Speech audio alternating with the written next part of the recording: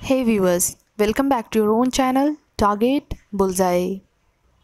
आज के इस वीडियो में हम लोग डिस्कस करने वाले हैं इमामी लिमिटेड के ऊपर। तो ये कंपनी इस्टेब्लिश हुई है 1974 में। उसके बाद आप कह सकते हैं कि इमामी लिमिटेड जो है वो फ्लैगशिप कंपनी है इमामी ग्रुप के। साथ ही साथ ये वन ऑफ द लीडिंग और फास्टेस्ट ग्रोइंग कंपनी है पर्सनल और हेल्थ केयर बिजनेस में इंडिया में। साथ ही इनके 300 प्लस प्रोडक्ट्स जो अवेलेबल है मार्केट में वो आयुर्वेदिक बेस्ड प्रोडक्ट्स हैं। साथ ही साथ इनके जो ऑपरेशंस अभी आपको देखने को मिलेंगे वो 60 प्लस कंट्रीज़ में है। वहीं आपके 130 इमामी प्रोडक्ट्स हर एक सेकेंड अराउंड द वर्ल्ड बिकते हैं। नेक्स्ट अगर बात करें जो टर्नओवर इस साल रिकॉर्ड हुआ है मतलब 20 से लेकर 21 के ईयर्स में वो हुआ है 2881 के आसपास। इन्होंने 2008 में जो झंडू बाम हम लोग प्रोडक्ट देखते हैं उनको इन्होंने एक्वायर किया था 2008 के टाइम पे। उसके बाद एक्वायर किया है ayurvedic hair and scalp business में जो केश किंग आपने सुना होगा नाम, तो उसको एक्वायर किया इन्होंने 2015 में। उसके साथ साथ एक जर्मन ब्रांड है वो है क्रेम 21, तो इसको भी एक्वायर इन्होंने किया है 2019 में। साथ ही साथ इनके पास टोटल 3100 जो एम्प्लॉयज़ हैं वो अवेलेबल हैं। साथ ही इनके 45 लाख प्लस रिटेल आउटलेट्स हैं कंट्री में। वहीं इनके 2800 प्लस डिस्ट्रीब्यूटर्स हैं और जो इनके प्लांट्स हैं वो 7 प्लांट्स हैं और 4 regional office, 1 overseas unit, 7 overseas subsidiaries, वहीं 24 डिस्ट्रीब्यूशन सेंटर्स और 2 एसोसिएट्स हैं अक्रॉस इंडिया। तो ये तो हो गए कंपनी के डिटेल्स के ऊपर बातें। अब अगर आप इनके प्रोडक्ट के ऊपर नज़र डालना चाहते हैं तो आप यहाँ देख सकते हैं कि कौन कौन से इनके प्रोडक्ट हैं जो कि मार्केट में अवेलेबल है। तो Boroplus, Navratna, Zandu, fair and handsome, Kesh King, Emami Mentho plus, तो ये सारे आपने नाम भी सुने होंगे, यूज़ भी किया होगा। और काफ़ी टाइम से मतलब हमारे बहुत पुराने जनरेशन में भी जो इमामी के प्रोडक्ट्स थे वो भी यूज़ किए जाते थे और आज भी यूज़ किए जाते हैं। बाकी अगर हम लोग इनके जो प्रोडक्ट सेगमेंट है उसकी बात करें तो उनसे जो भी इनको डोमेस्टिक बेसिस पे जितने भी परफॉर्मेंस निकल के आ रहे हैं या फिर जिस तरीके से ग्रोथ देखने को मिले हैं वो अगर आप यहाँ पे नज़र डालेंगे तो हेल्थ केयर रेंज से इनको जो इस साल है वो 59% के आसपास का ग्रोथ देखने को मिला है, जबकि पिछले साल की अगर बात करें 95% था। बेशक आपको ये नंबर्स जो हैं वो नीचे देखने को मिले। वहीं पेन मैनेजमेंट रेंज के जो प्रोडक्ट्स हैं उनमें आपको 70% का ग्रोथ देखने को मिला और पिछले बार 95% थे। वहीं नवरत्न के जो भी प्रोडक्ट्स हैं वो आपको इस साल जो है 21% के आसपास का ग्रोथ नज़र आ रहा है और जो पिछले साल थे वो नेगेटिव में इन्होंने पोस्ट किया था। केश किंग की बात करें तो 53% के आसपास का जो है वो आपको ग्रोथ यहाँ पे देखने को मिल रहा है। और वहीं अगर हम लोग पिछले साल की बात करें ये 2% हुआ करता था। बोरो प्लस में आप देख सकते हैं 96% का ग्रोथ और पिछले साल 32% का ग्रोथ था। वहीं मेल ग्रूमिंग रेंज जो है, जो फेयर एंड हैंडसम के बारे में हमने बात किया, वहाँ पे आपको 78% के आसपास का ग्रोथ नज़र आया, जबकि ये पिछले साल जो था वो आपको नेगेटिव में नंबर्स नज़र आ रहे थे। वहीं इनके जो ऑयल्स हैं उनके अगर बात करें तो 93% और पिछले बार थे वो 17% के लगभग। अब अगर हम लोग यहाँ पे ये नज़र डालें कि जो बिज़नेस है, डोमेस्टिक बिज़नेस, इंटरनेशनल और इंस्टीट्यूशनल बिज़नेस, तो उसके बेसिस पे जो रेवेन्यू ग्रोथ हुए हैं वो किस तरीके से हुए हैं, तो यहाँ पे आप नज़र डाल सकते हैं इन सारी चीज़ों पे कि अगर डोमेस्टिक बिज़नेस की बात करें तो 42% के आसपास का यहाँ रेवेन्यू ग्रोथ नज़र आया है, जो कि पिछले साल था 5%।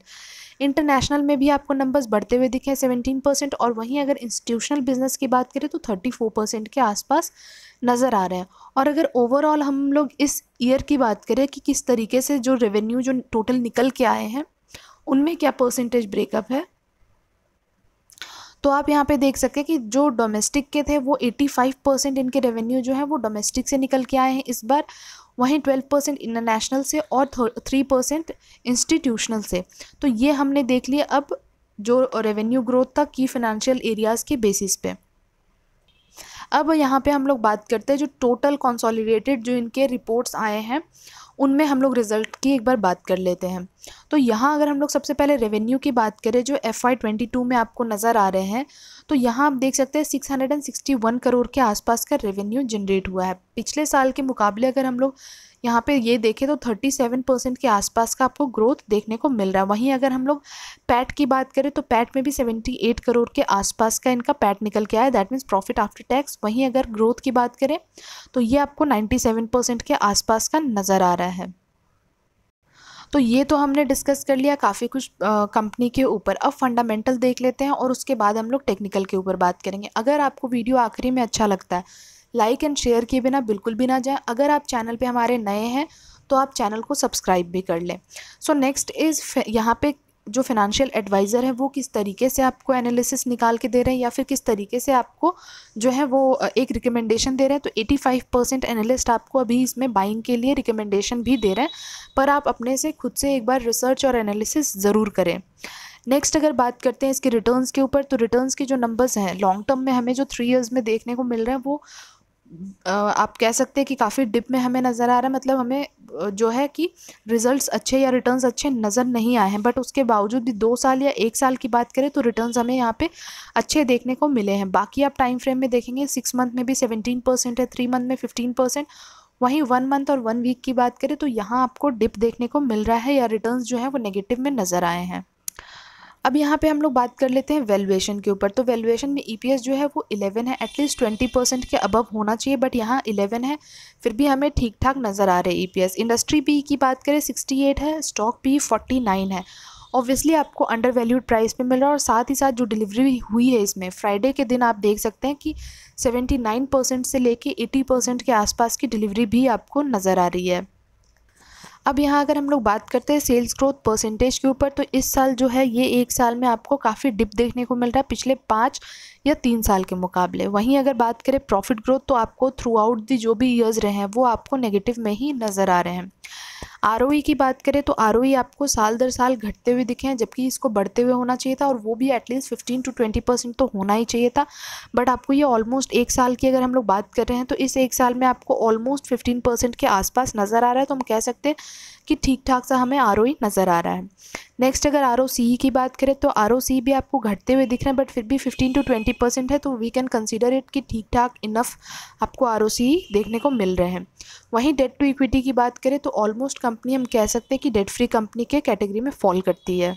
अब यहाँ पे देखते हैं जो शेयर होल्डिंग पैटर्न्स है उसके ऊपर क्या हाल है। तो यहाँ आप देख सकते हैं सितंबर 20 से लेकर जून 21 तक तो प्रमोटर्स की जो होल्डिंग रहे हैं वो आपको कंसिस्टेंसी के साथ 53.86% के आसपास नज़र आ रहे हैं। वहीं एफआईआई के ऊपर बात करें तो एफआईआई के जो होल्डिंग्स रहे हैं वो आपको बढ़ते हुए दिखे हैं, वहीं डीआईआई के जो होल्डिंग्स है वो आपको घटते हुए नज़र आ रहे हैं और ये जो होल्डिंग्स रहे हैं वो आपको एफआईआई के पास जाते हुए नज़र आ रहे हैं।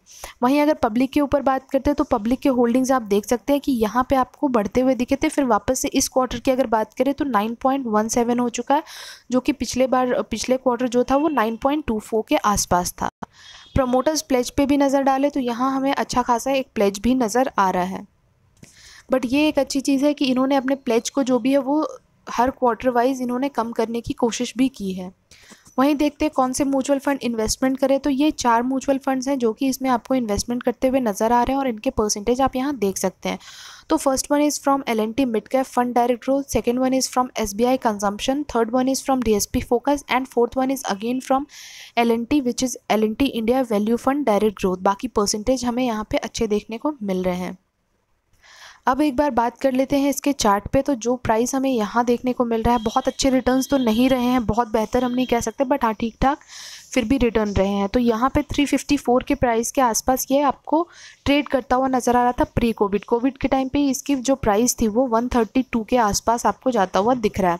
उसके बाद जो छोटे मोटे हिकअप्स आए हैं उसके बावजूद भी ये शेयर आपको 582 के प्राइस पे आपको जाता हुआ दिखा है, जो कि अपने रेड लाइन से ऊपर ही, और हमेशा ये अपने रेड लाइन से ऊपर ही बने रहने की इसकी कोशिश लगी रहती है। तो आप देख सकते हैं कि थ्रू आउट द ईयर ये अपने जो भी है प्रॉफिट बुकिंग के बाद इसमें बाइंग इनिशिएट होती है, उसके बाद वापस से प्रॉफिट बुकिंग, तो आपको ये जिगजैग के फॉर्म में फिर भी नज़र आ रहा है। अभी आपको इसमें और थोड़ी बाइंग जो प्रॉफिट बुकिंग है वो आने वाले टाइम में देखने को मिल सकती है। अगर MACD के बेसिस पे भी बात करें तो उसी बेसिस पे हमें देखना है कि अगर हमें इसमें इन्वेस्ट करना है तो फॉर अ लॉन्ग टर्म तो हमें कहाँ पे कौन से जो लेवल्स एंड टारगेट्स हैं वो कहाँ पे हैं और किस पे हमें जो भी बाइंग है वो इनिशिएट करनी है।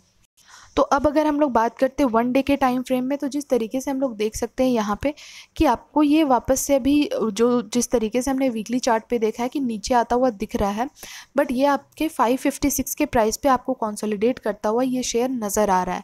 इसके ऊपर ये आपको एक क्लोजिंग भी दे चुका है, जो कि आप अभी लास्ट का जो भी कैंडल है वो आप देख सकते हैं, ये 552 के ऊपर आपको क्लोजिंग देता हुआ दिखा है दिस वन। अब अगर यहाँ से ये बाउंस बैक करता है तो ये तो ऊपर आपको जाता हुआ दिख ही सकता है, जो 582 है वो तो प्राइस जाना ही है इसको।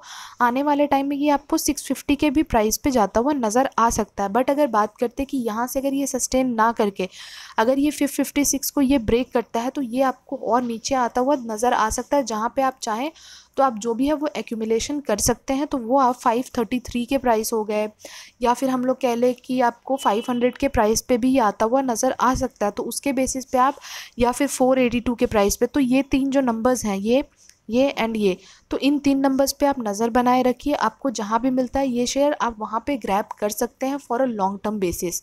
और उसके बाद जो हमने लेवल्स जो हमने डिस्कस किया है वो 650, तो इसको जाना है 582 के बाद। बट उसके बावजूद भी आपको ये और काफ़ी ऊपर जाता हुआ दिख सकता है, ऑलमोस्ट 700 के आसपास तक भी जाता हुआ नज़र आ सकता है, बट आपको उस तरीके से होल्ड भी करना पड़ेगा।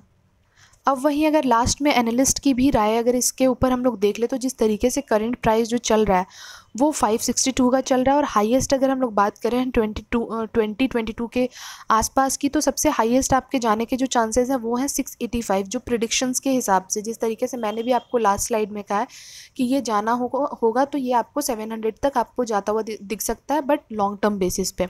अगर मीडियम वैल्यू की बात करें तो 626 के आसपास अगर लोवेस्ट के लगाता भी है तो ये 396 का लोवेस्ट आपको आने वाले टाइम में भी दिख सकता है।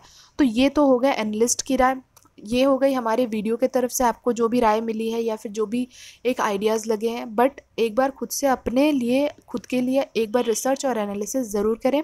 बाकी अगर किसी तरह का कोई क्वेरी है या फिर कोई भी कमेंट है वो आप हमें कमेंट बॉक्स में आप हमसे कनेक्ट कर सकते हैं, वहाँ पे आपको रिप्लाई मिलेगा। बाकी आज की वीडियो में हमने काफ़ी कुछ डिस्कस कर लिया है। मिलेंगे हम आपसे बहुत ही जल्द नेक्स्ट वीडियो में, तब तक के लिए thank you and take care.